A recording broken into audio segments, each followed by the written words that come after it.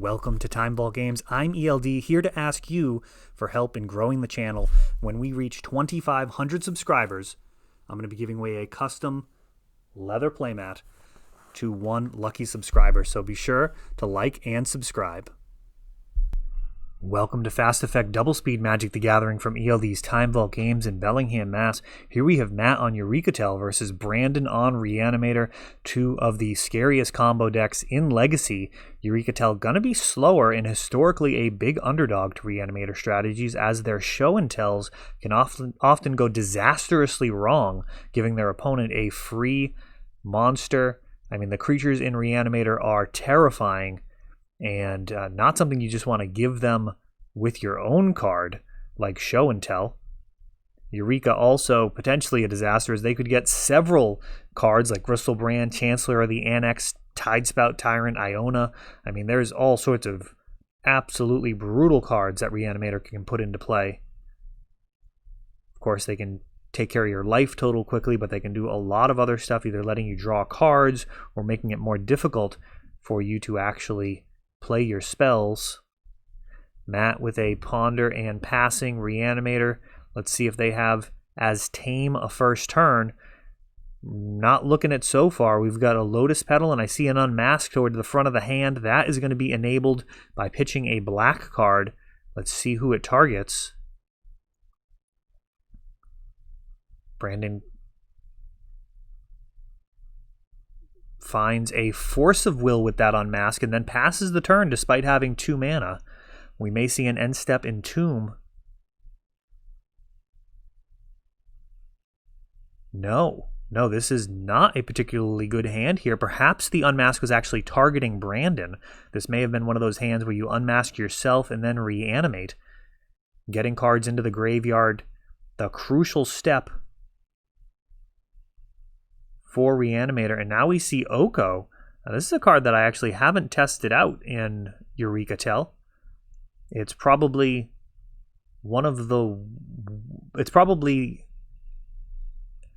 Oko in Eurekatel is probably about one of the worst Okos you can have, if I had to guess.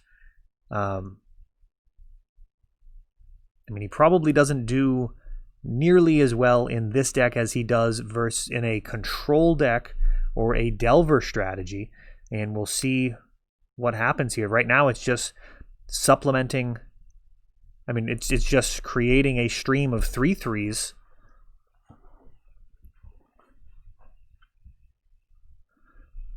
One turn, make a food. Next turn, turn it into an elk. Boy, in this situation, I mean, I would probably feel better elking that Lotus Petal.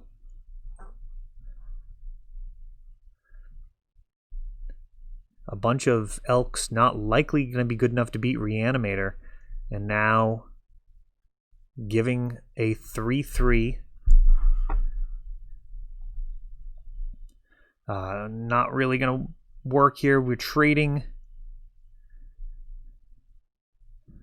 He's got another Lotus Petal. I mean, he's got enough mana once he has 2 mana to be able to Exhume. Well, it's only 1 mana for Reanimate.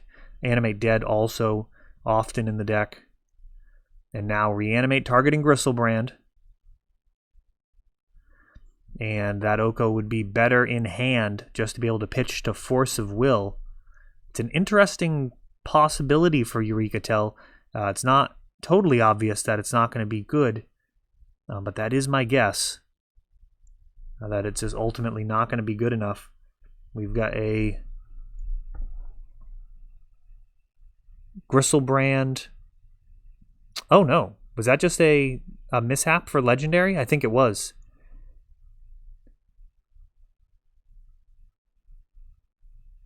So in trying to get multiple bodies on board, spacing the fact that Oko can handle Gristlebrand, now he becomes a 3/3.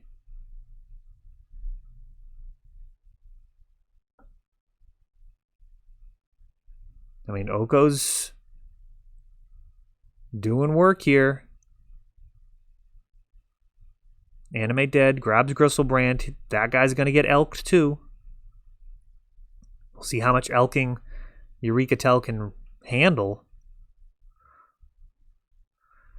Now, the fact that Brandon is below 7 life is really the whole story here.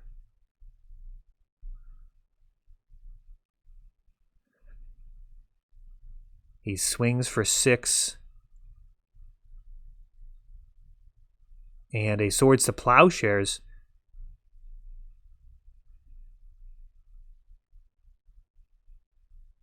And I am just realizing now with that Swords that this is definitely not Eureka Tell. Hadn't seen any other cards until that Tundra and the Swords that were a giveaway there. So we got Bant Miracles here. That's kind of hilarious. Let me know what point in the video you figured it out. And now we're on to game number 2. So there we go. My mistakes are on camera as well. That is kind of hilarious. I mean, the Oko, it's a blue-green card. It's definitely something that we discussed playing in Eureka Tell, and ultimately it felt like Cunning Wish was just the type of answer that you actually want because it can also win you the game. Yeah, very, very interesting. So this is some type of Bant Miracles list. I think it has a lot of the best cards in the format right now. If I had to guess, it's Oko, Arkham's Astrolabe, maybe Green Sun Zenith. I'm not sure what this list ends up being, but we will see some more of it as Matt picks up game number 1. So we will be either seeing the better half of this Bant Miracles, or we'll see a couple of games from Reanimator doing its thing.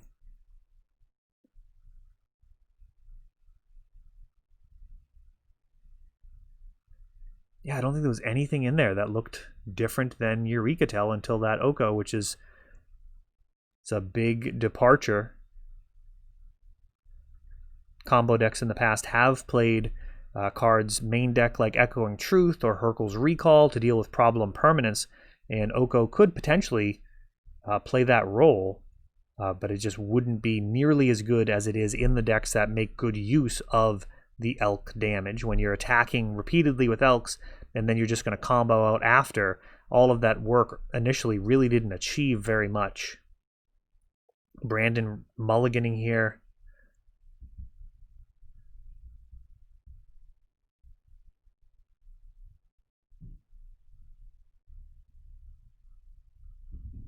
Yeah, Oko actually pretty solid versus Reanimator and the ability to handle all of these creatures. We've got a Dark Ritual off of double Lotus Petal. Is this the old mulligan into a no-lander and kill you anyways? This Dark Ritual is almost certainly a Force of Will target if you've got it. He does pitching Jace the Mind Sculptor, and that is passing the turn.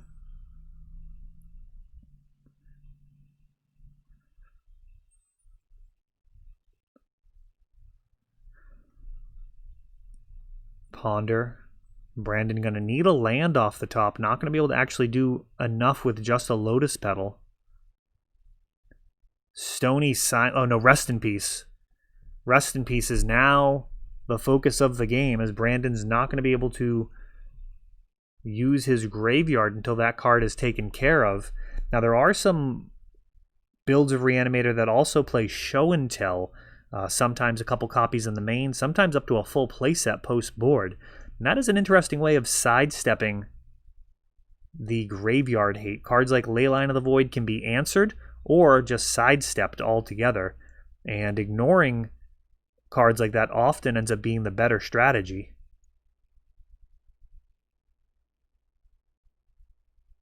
This is looking very good for Miracles, this Bant Miracles list.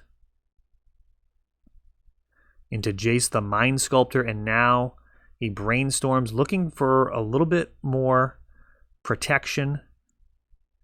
There's another Lotus Petal, and from here, I'd be surprised if we just don't see a Fate Sealing right out of the game. No, he's continuing to dig with Brainstorm. Very interesting. And now Ponder. Already has a couple of counter spells. He may be very worried about Cabal Therapy. I mean, but that's...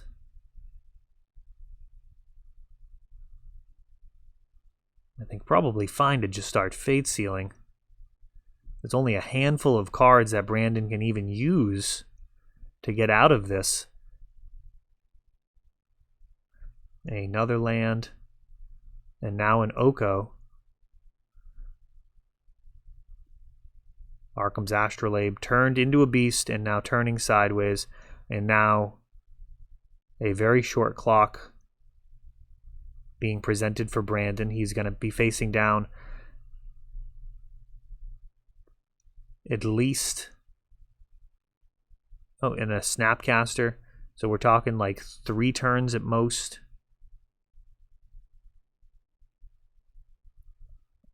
Matt's mana base. Got to be making Brandon envious. He has literally no lands. Likely had a Entomb Reanimate or Entomb Exhume. If I had to guess, I haven't actually seen his hand. But Entomb Exhume makes sense. And that Entomb can set up a shuffle here.